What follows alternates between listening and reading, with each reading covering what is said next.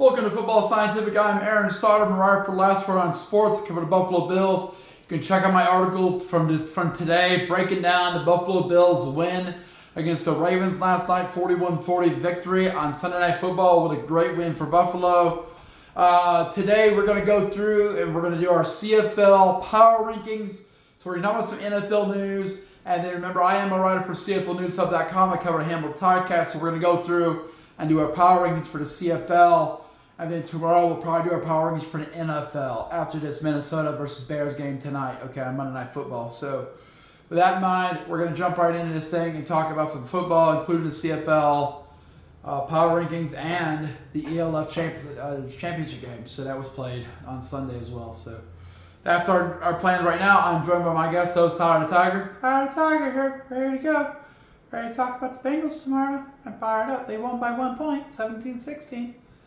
Against the Browns. I was scared the Browns were going to beat us. I thought they were, but then we didn't. They didn't. Yay, my guy Logan Wilson got the job done. That's his signature right there. Right there. And, it's pretty cool. So go Bengals. Okay, let's get started. Let's break it down. Okay, so here we go. First, 49ers have reached an agreement with right tackle Colton McKenzie, 3 years, $45 million extension, $27 million guaranteed. Which is ironic after Brock Purdy got injured. Wide receiver Kendrick Bourne has finally signed with the 49ers. He has a max value contract, a 1-year contract with a max value of $5 million. He hasn't earned that money though. He's coming off a foot injury, which is why the New England Patriots weren't going to use him very much, and they decided to tap out of that. He has to be released. And now he's going with the 49ers. He should be able to play this next week, they say. Okay, LA Rams quarterback Matt Stafford with his sore back, even though it was enough to beat the Houston Texans. He's made 17 straight starts opening day in 17 straight seasons. That's a new record. That's a new NFL record. He beats John Elway, who had 16 straight opening day starts. Matt Stafford has 17. New York Giants quarterback 1, Russell Wilson. Is still their quarterback 1. I guess there was some discussion earlier today that the Giants were unsure what to do with the quarterback after getting shut down pretty much by Washington Commanders. They said they're sticking with Russell Wilson. Okay, Indianapolis Colts signed running back Amir Abdullah to their practice squad and released running back Khalil Herbert. So that tells you that Amir Abdullah's just stepping in. They're going to need him for some depth probably in the next couple weeks. Okay, Green Bay Packers signed former Browns running back Pierre Strong Jr. to their practice squad. Okay, injuries coming up. Since looks to 49ers quarterback Brock Purdy had a left shoulder and toe injury after yesterday. If Purdy is out, they're going to see how he's going to practice and see how it goes. If he's out, Mac Jones will be their quarterback 1, which is a big drop-off, I think. But it might be pretty good in Shanahan's system.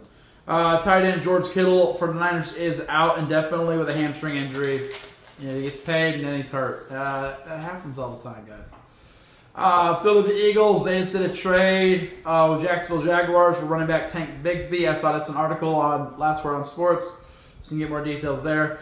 The Jaguars are getting a 2026 5th and 6th round draft pick in return. Okay, so that's a good deal for them. Boom. BC Lions, so in the CFL, they had some transactions today. BC Lions signed American offensive line Brandon Yates. They signed American defensive end Bradley Anay. Ottawa Red Blacks, they have moved to the practice roster National DB Eric Cumberbatch. Edmonton Elks have released National offensive line Philip Gorvac. And New Winnipeg Blue Bombers released global linebacker Oyo Low. Okay, see that happened. This weekend's games in the CFL. There's 1 on Friday and 3 on Saturday. This week, Hamilton plays on Friday night. So that should be pretty cool. I'll have a pregame article ready Thursday. A quick turnaround. BC Lions, Ottawa Red Blacks. We got BC came into Ottawa, really favored to win this game. Really a much better team, much healthier team as well. Here's what happened. Nathan Rourke came out threw for 284 passing yards, 1 touchdown, 2 interceptions. That's bad news, y'all. 2 interceptions is bad news. 108 rushing yards, 1 touchdown, no fumbles. So that was pretty good. James Butler had the 1 touchdown. They had 4 sacks. It's good defense. Ottawa Redblacks came out, and I believe it was Drew Brown, Dustin Crum. Thank you, Ziggy Zebra. 301 passing yards, 1 touchdown, no interceptions, 112 rushing yards, 2 touchdowns. Dustin Crum had both touchdowns, had 1 touchdown, and William Stanback had the other. 0 fumbles. Those 2 interceptions and it cost them the BC Lions this victory. They were leading most of the way, and then they lose 34-33, putting them at 5-7. They'd still be the crossover team, knocking off. They'd be better than Toronto and Ottawa. So they really didn't lose anything. They're still in front of Edmonton, and they still are a crossover team. So, Hamilton Tiger-Cats at Montreal Alouettes, kind of an unimpressive victory, but a really key one for Hamilton. This was for first place in the East Division. Hamilton came out. Bo Levi Mitchell had an uncharacteristic, uneventful day. 191 passing yards, 0 touchdowns, 1 interception. They did have 234 rushing yards, 2 touchdowns. I mentioned in my pregame article they needed to commit to the run. They opened up their play action. I guess it did not open the play action, but Greg Bell and Bo Levi Mitchell both scored touchdowns. There was 1 fumble, 2 sacks on Bo Levi Mitchell. Montreal with James Morgan at quarterback, had 146 passing yards, 0 touchdowns, 1 interception. They did a good job of keeping the game in front of them. Hamilton's defense did, and forced James Morgan to pull it down and run it, which is what you wanted to do there. They had 108 rushing yards, Montreal did, and 2 fumbles and no touchdowns. No touchdowns in the game. They got 1 sack. The Hamilton wins at Montreal, 26-9, putting themselves 2 games in front of Montreal once again. Montreal is at risk of being passed up by the BC Lions. So, I mean, that's telling you where we're at right now. They're under 4th quarterback, guys. Saskatchewan Roughriders traveled to Winnipeg. Figured this would be a tough game. In the Banjo Bowl, it was a tough game. Saskatchewan comes out. Trevor Harris throws for 239 passing yards, 0 touchdowns, 1 interception. Not a great day. 98 rushing yards, 1 touchdown, 0 fumbles. AJ Ouellette had a great day. 1 sack. Okay, Winnipeg Blue Bombers came out at home. 204 passing yards, 1 touchdown, 4 interceptions by Zach Collaros and Chris Streveler added together. That's real bad. Real bad. 115 rushing yards, 0 touchdowns, 0 fumbles, 0 sacks. They couldn't overcome the 4 interceptions, and they lose this game. The Banjo Bowl goes to Saskatchewan Roughriders, 21-13. They are now 10-2, and Winnipeg is 6-6. Boom. Calgary Stampeders, probably the most paradoxical team in the CFL. They beat Saskatchewan and Winnipeg, and they do a great job. And then this week happens. So Calgary Stampeders came out against Edmonton at Edmonton. Brian Adams Jr. threw for 267 passing yards, 0 touchdowns, 1 interception. It was not his interception. The backup quarterback threw an interception. 80 rushing yards, 2 touchdowns, 0 fumbles. Quincy Vance came in and did that. He got the 2 touchdowns. 2 sacks for Stampeders defense. Edmonton came in and dominated the ground game. They threw for 153 passing yards, 1 touchdown. There was Cody Fajardo. Cody Fajardo's playing really well for Edmonton right now. And then they ran for 245 rushing yards, 2 touchdowns, 0 fumbles. Justin Rankin scored 2 touchdowns, 4 sacks. They have a good running back. They have a good quarterback. I really don't see them having great receivers or a wonderful defense, but they're good enough to make a run. And right now they're tied. Edmonton won this game 31-19. They upset Calgary, which is crazy. So Edmonton is tied with BC Lions for the crossover spot. So, I mean, they could pull ahead there. And Cody Fajardo's a good quarterback. So Calgary takes another loss, but they're still, well cemented. It's the number 2 spot in the West Division. So that might be one reason they played for late. They just don't have much to play for right now. Okay, with that in mind, CFL Week 4 Power Rankings have been updated. Number 1, Saskatchewan Roughriders are 10-2. Number 2, Calgary Stampeders are 8-4.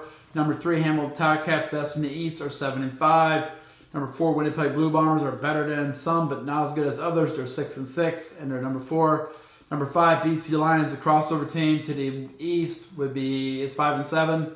Number 6, Montreal Alouettes are 5-7, which I think they might, Edmonton might pass them in the near future. 4 quarterbacks are injured. But Edmonton Elks right now are 7 at 5-7. I just don't believe it yet. I don't believe that they're gonna pull ahead of BC. Number 8, Toronto Argonauts are 4-8. Ottawa's 4-8 with a win. Okay, I still think they're not as good as Toronto. All right, so with that in mind, I'll have a short on that here coming up. UFL, Houston Roughnecks signed running back Kylan Hill. New Orleans Saints signed former San Antonio Brahmas edge rusher Garrett Nelson to the practice squad. He's now with the New Orleans Saints. Detroit Lions signed St. Louis Battlehawks running back Jacob Sailors to their active roster. So some UFL guys getting some real serious shots in the NFL. Jacksonville Jaguars, they sign Arlington Renegades offensive tackle Ricky Lee onto their active roster. They move him to the active roster. And then, what do we have going on here? Several workouts going on from the Arlington Renegades. Defensive tackle Kion Burns. He's got a workout with the Panthers today. DC Defenders. Offensive tackle Gunnar Britton worked out with Carolina Panthers today. And then St. Louis Battlehawks defensive back Nick Whiteside worked out with the Cleveland Browns. Okay.